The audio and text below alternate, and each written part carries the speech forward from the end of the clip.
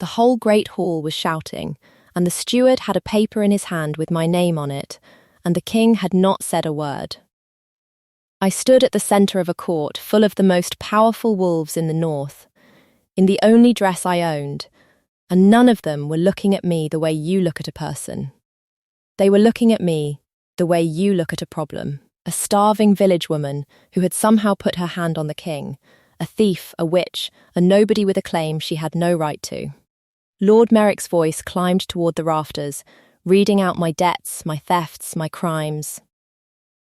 And the Alpha King sat above it all, with his jaw set like carved stone, and I thought, with the last of the humour that has gotten me through a hard life, that I had spent 10 years feeding a quiet stranger, and this was a very strange way to be thanked for it.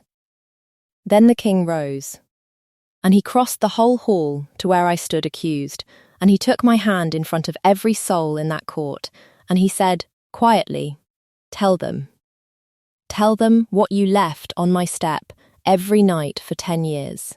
But that is the end of it, near enough, and a woman who tells you the end before she has earned it deserves to be turned off. Let me go back 10 years to a pot of barley I could not really spare, and a man I almost never saw. I have been hungry. I want to say that plainly, at the start, because it is the whole reason for everything that comes after. I know the particular ache of it, the way it hollows you out and makes you mean and small in your own eyes. And I decided a long time ago that as long as I had anything at all, no one within my reach would feel that ache if I could help it. It is not a virtue. It is closer to a wound. You cannot bear to see in someone else the thing that once nearly killed you. I was 18 when it started, and 28 now, an omega in the lower village, with a leaning cottage and a garden that fed me if the frost was kind, and did not if it wasn't. No pack worth the name. No standing. I took in mending and I grew what I could, and I got by. Which is a smaller way of saying I survived, which is a smaller way still of saying I did not die, most winters, and called it enough. At the very edge of the village, past the last of the good ground, there was a cottage worse than mine, a broken-backed little place that everyone said had been empty for years, until the winter a man came to live in it. No one knew him. He kept to himself. The village decided, in the way villages do, that he was a hermit, or a broken soldier, or a debtor hiding from worse men, and having decided it, they left him alone, which in a village is the same as leaving a man to starve. I could not do it. I went past his door one grey evening on my way back from gathering, and I could smell no smoke, no bread, nothing but cold and damp, and a man inside it going quietly out, and I did the thing I have never been able to not do. I went home, and I made the barley stretch to 2, and I carried the second share back to his step in a chipped blue bowl, and I set it down, and I knocked once and I left, because a proud man cannot eat with you watching, and I know exactly how much pride is worth to a person who has nothing else. In the morning, the bowl was on my own step. Washed, clean as I have ever seen a thing. That was how it began, and that was how it went, for 10 years. I left food on his step. He left the bowl on mine. We almost never spoke. I could count on my 2 hands the times I actually saw him across a decade, a tall shape in a doorway, a hood, once a pair of eyes the colour of a winter coin catching the light before he stepped back into the dark. He never asked my name. I never asked his. There was something in the arrangement too fragile to name, a thing that worked only as long as neither of us made it a debt, and I understood that without being told, the way you understand which words will break a spell if you say them. I told myself he was the poorest man in the village. I believed it for a long time. It is remarkable what you can keep believing when the truth would cost you the shape of your own kindness. If you want to know who I was really feeding all those years, and whether they let a starving village woman stand up in the king's own hall when the day came that everything turned, because it did turn, then stay with me. Follow this one to the end. I had a story about my own life that I had told myself for a decade. Nearly all of it was true. The one part that wasn't is the part that changes everything. There was a dog too. I should tell you about the dog, because the dog matters more than I knew. Somewhere in the 2nd or 3rd year, a great grey dog started coming to my door, enormous, silent, with a wolf's build and a wolf's eyes, though no wolf of the pack would sit at a packless omega's step like that. I fed it too, of course. I fed everything. It would lie across my threshold in the evenings while I mended, warm as a banked fire, and walk me to the well in the mornings, and lean its great head against my knee when the winters were bad, and the cottage was cold, and there was no one else in the whole world who knew or cared whether I was warm. I called it nothing. I never named it, the way I never named him. It came, and it stayed, and it was, for the better part of 10 years, the closest thing I had to family. I did not once wonder why a stray dog and a hermit at the edge of the village kept the same hours. I did not let myself wonder. Some questions you leave on the step, unasked, because you already half know the answer, and you are not ready to lose what the answer would cost you. And here is the thing I only understood much later. Looking back, I never quite went under. That is not a small thing, for a woman in my place. My roof leaked, but it never fell. My debts to the miller and the reeve mounted, but they never quite drowned me. There was always, at the worst possible moment, a little slack, a payment I did not remember making marked as made. A coin turning up in the returned bowl that I put down to the village's charity and thanked the whole village for, vaguely, in my prayers. 10 years of barley, and never once quite under. I thought I was simply lucky, in the small grinding way that poor people are sometimes lucky. I was not lucky. But I will come to that, because it took a crown in my doorway before I understood it, and I want to tell it in order. The turning came in the 10th winter, and it came in the shape of Lord Merrick. He was the king's steward over the western villages, the man who collected the crown's dues and kept the crown's peace, and it would turn out, kept a good deal of the crown's silver for himself. He had bled our village for years, raising the dues a little each season. And no one dared complain, because a packless village has no voice a lord is required to hear. That winter he raised them past what any of us could pay, and when I could not pay, he came for the cottage. And the debt he read out to me, the debt I supposedly owed the crown, was a monstrous thing. Years of arrears I had never known I carried. And I understood later that he had been inflating my debts for years precisely because a woman whose debts kept mysteriously not drowning her was a woman someone was quietly paying for, and Merrick had been skimming that quiet payment for himself and blaming the shortfall on me. I did not understand any of that yet. I only knew I had until the new moon to find silver I did not have, or lose the only home I had ever kept. So I did the sum, the way the poor always do, and the sum came out the way it always does. I could feed the man on the step, or I could keep the little I had against the debt and eat, but I could not do both anymore. For 10 years I had chosen him. That winter, for the first time, I could not. I took the last of my barley and I looked at it for a long time, and then I ate it myself, and I did not carry the bowl to his step, and I sat in my cold cottage and cried the way you cry when you have finally been made too poor to be kind, which is the poorest a person can be. The bowl did not come back the next morning. There was nothing to wash. I stopped. After 10 years, I stopped, and I thought that was the end of the story, that the poor man at the edge of the village would fade the way the poor fade, and I would lose my cottage, and the whole small architecture of my life would come down at once, quietly, the way it comes down for people no one is watching. I was wrong about the last part. Someone had been watching for 10 years. He came to my door 3 nights after I stopped. I heard the knock. One knock, the way I had always knocked for him, and I have wondered since whether he did that on purpose, whether it was the only way he knew to tell me who it was before I opened the door. I opened it. There was a crown in my doorway, rain on it, a tall man in grey and black, with a circlet of dark iron on his brow, and a great grey wolf at his side, and eyes the colour of a winter coin, And I knew those eyes. I had caught them across a decade of doorways, and my legs stopped holding me quite properly. "You stopped," the Alpha King said. His voice was rough, like a man who had rehearsed a great many words and lost all of them. "3 nights ago, you stopped. I came to see if you were dead." I looked at the crown. I looked at the wolf.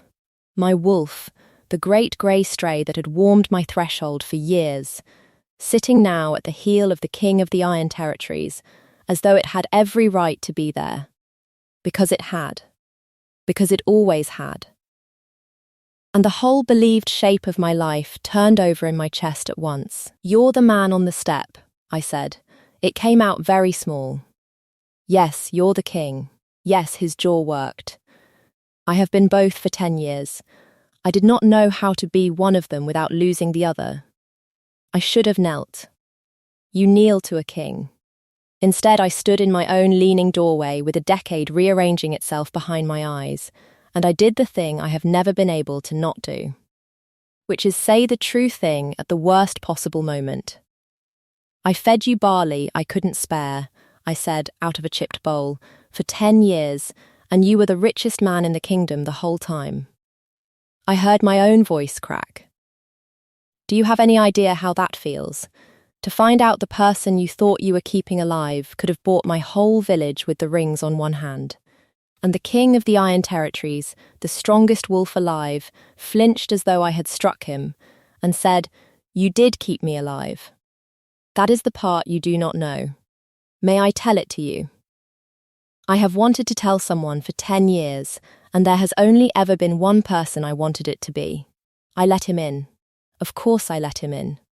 Some doors you have already opened long before the knock." He sat at my small table, this enormous man with a crown he set down between us like a thing he was ashamed of, and his wolf lay across both our feet, and he told me the truth I had spent a decade not asking for.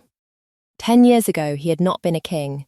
He had been a younger prince with an older brother on the throne and a cousin who wanted it, and the cousin moved, in the way these things move, with poison and knives in the night, and the brother died, and the prince took a wound that should have killed him, and went into the winter dark with no name, and no wolf strong enough to save him, and nowhere in his own kingdom he could trust. He had crawled into an empty cottage at the edge of a packless village to die where no one would think to look for a prince, because no prince would ever be caught dead somewhere so far beneath him. "And a girl left barley on my step," he said, turning the chipped blue bowl in his enormous hands. He had brought it, I saw. He had kept it, the first bowl, 10 years old. In a chipped bowl. She did not know me.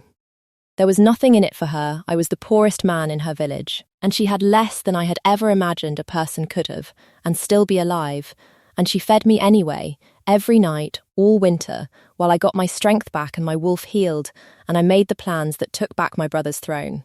He looked up. "You did not save a poor man, Tilda. You fed a dying king through the one winter he could not have survived alone, and you never knew. And you never asked. And you never once let me feel that I owed you for it. Do you understand what that is worth? I have ruled 10 years. Everyone who feeds me wants something. One person in my life ever fed me and wanted nothing. I could not give her up. So I came back, in the disguise, year after year, to the one place on earth I was ever loved for nothing. 3 sentences past any cap a story is meant to hold, and I let him have every one. Because a man does not say a thing like that in 3 sentences, and I have never been made of rules. And I understood, sitting there, why I had never quite gone under. Why the roof never fell. Why the debts never quite drowned me. Why there was always, at the worst moment, a coin in the bowl I thanked the village for. It was you, I said slowly. The roof. The debts. The coin in the bowl. All these years I thought I was lucky. I thought the village. My throat closed. I thought I was keeping you alive. And you were keeping me alive the whole time. Both of us. In secret. Neither of us saying. You would not have let me if I had said. His voice was very quiet. You would have called it a debt and given the food back and gone hungry out of pride, and I would rather have died than watch you do that. So I did it where you could not see, and I let you keep your kindness clean, because it was the only thing either of us had that no one had taken. He set the bowl down. It is the only love I know how to give, Tilda, the kind that does not let itself be seen. I am aware that it is a coward's love. I have brought it to your door anyway, because I am done being able to give it in the dark. That was the moment something in me changed. And I felt it change, and I have never changed back. Because for 10 years I had told myself a small story, that I was nothing, that I was only being kind, that a starving woman's charity was a little thing that cost the world nothing to ignore. And it was not a little thing. It had kept a king alive and won back a throne, and it had run, in secret, in both directions across a decade, and I was done, entirely, permanently done, letting anyone, including myself, shrink that into nothing. Then don't give it in the dark, I said, and my voice had stopped being small. You came to my door in your crown. Fine. Then stand in the light and mean it, all the way, in front of the people who'd call me a witch for it, because I promise you they will. They did. Lord Merrick saw to that. He was not a stupid man. When the king's own steward heard that the king had gone, in the rain, to the cottage of a debtor Omega in the western village, the very village Merrick had been bleeding. The very debts Merrick had been inflating to hide his own theft of the silver the king had quietly been sending her, he understood at once that I was not a scandal. I was a witness. I was 10 years of evidence that someone had been paying my way, and the moment anyone looked closely at who and how much, Merrick's whole decade of skimming would come apart. So, he did what cornered clever men do. He struck first, and he struck to destroy. He hauled me before the court. He did it beautifully. He had ledgers, forged, but ledgers, and a court believes ink. He read out a starving woman's monstrous debts, her years of arrears, and then he made the leap he needed, that a woman so deep in the crown's debt, suddenly walked to by the king himself, must have got her hooks in by witchcraft or worse, must have stolen, must have schemed her way from the gutter to the king's attention. Let the court see her for what she was, he said, before she cost the crown anything more. He had lords nodding. He had built it so that any word I said in my own defence sounded like exactly the scheming he accused me of. And that is the moment I began this story with. The hall shouting, the paper with my name on it, the king silent. He was silent because he was letting it happen. I understood that later.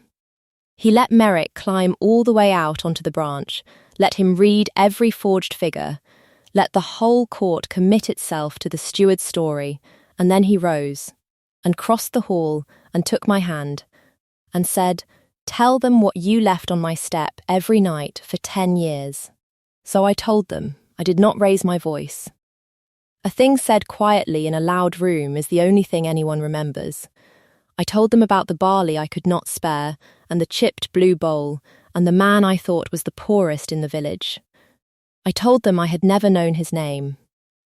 And then the king told them the rest. The winter he was dying, the throne he took back on strength a Packless Omega's charity had kept in his body, the 10 years of a debt he had carried gladly and repaid in secret because I would not have suffered him to repay it any other way. And then he turned to Lord Merrick, and his voice filled the hall to the rafters. For 10 years I sent silver into the western villages to keep one woman from drowning, he said. For 10 years it did not reach her as I sent it. Someone took the slack. Someone inflated a starving woman's debts to hide the gap and blamed the shortfall on her, and today dragged her before this court to be condemned as a thief for money that was stolen from her by the man reading the ledger. His eyes were terrible. Open his accounts. All of them. 10 years, every village. Let us see who the thief is. The hall's certainty turned, all at once, the way weather turns. Merrick did not wait for the accounts. A cornered man never does.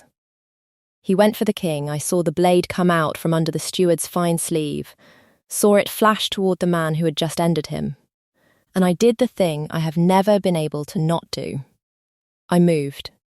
I have no wolf and no strength worth boasting, but I had 2 hands and a heartbeat, and I put myself into the space between the blade and the king, and I turned my body into a wall, and the steel meant for the strongest wolf alive opened a long line across my forearm instead of his throat. The pain was enormous.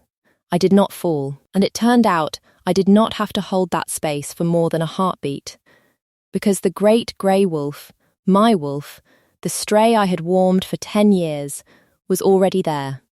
Between me and Merrick, all its patient decade of gentleness burned off in an instant, and the steward went down under the king's guard before he could raise the blade again. They took him to the eastern tower, and then to the accounts, and the accounts told 10 years of theft in a hand not even a lord could argue with. He is stripped now, and exiled, and the western villages he bled pay a fair due for the first time in a decade, and I am told he did not go quietly. I did not need to see it to be satisfied. The king came to me where I stood, pressing my sleeve to my bleeding arm, and he went to his knees on the stone of his own hall, in front of the whole court, and took my wounded arm in his 2 enormous hands as gently as if it were made of glass. 10 years, he said, and the hall heard every word. I gave you the only love I knew how to give, the kind that hides, and the first time I stand in the light and let it be seen, you step in front of a blade for me before I can even say it properly. His thumb moved over my unhurt wrist. My wolf chose you the second winter. It went to your door on its own, and I followed it, and I have been following it to you ever since. It was braver than I was. It let itself be fed and warmed and known while I hid in a hood at the edge of your village, too proud and too frightened to knock and stay. I am done hiding, Tilda. Stay, not as a debtor.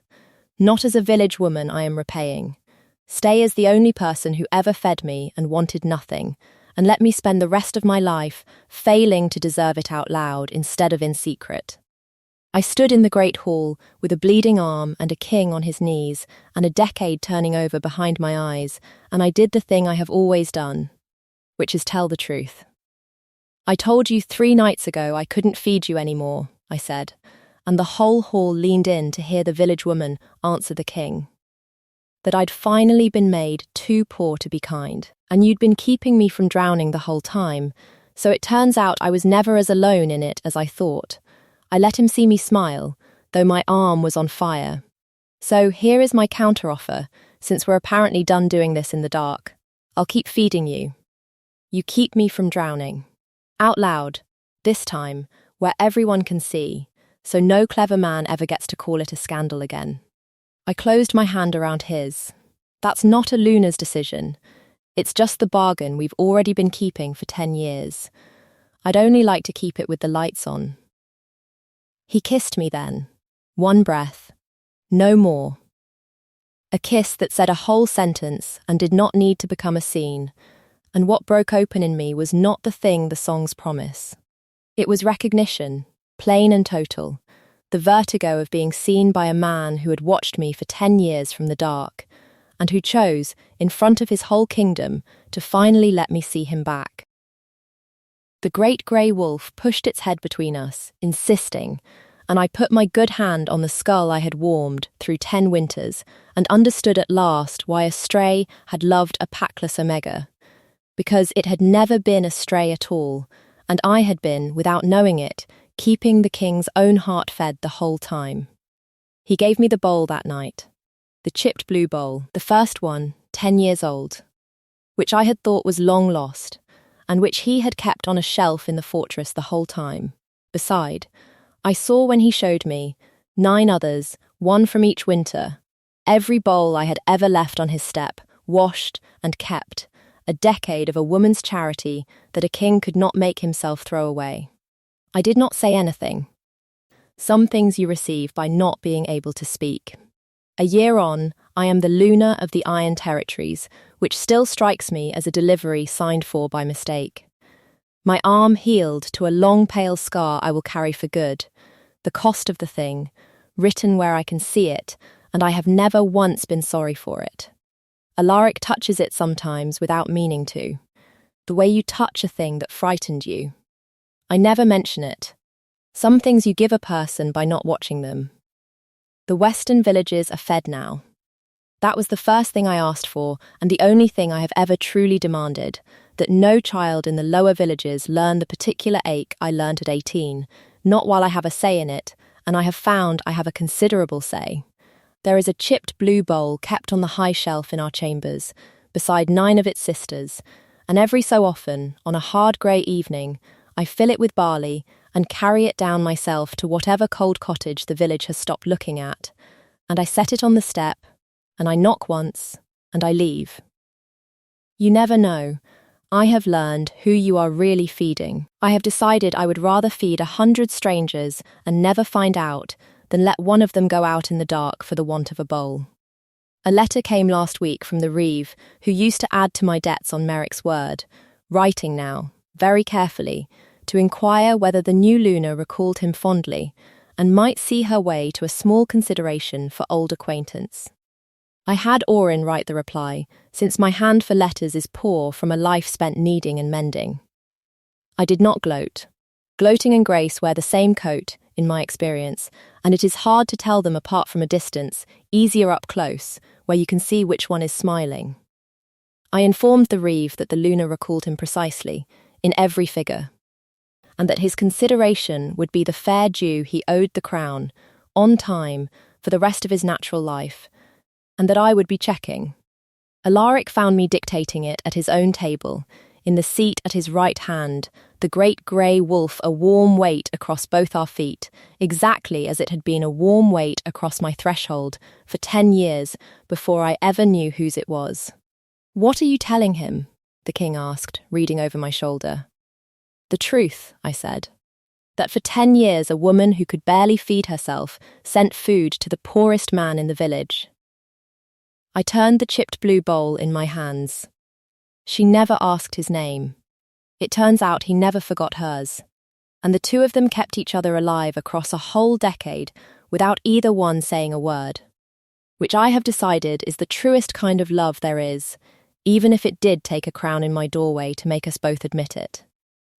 So before I let you go, tell me what you think, because I have turned it over for a year and I still cannot settle it. Do you believe he came back to that cottage year after year because his wolf had already chosen me the second winter, and he simply could not stop following it to my door?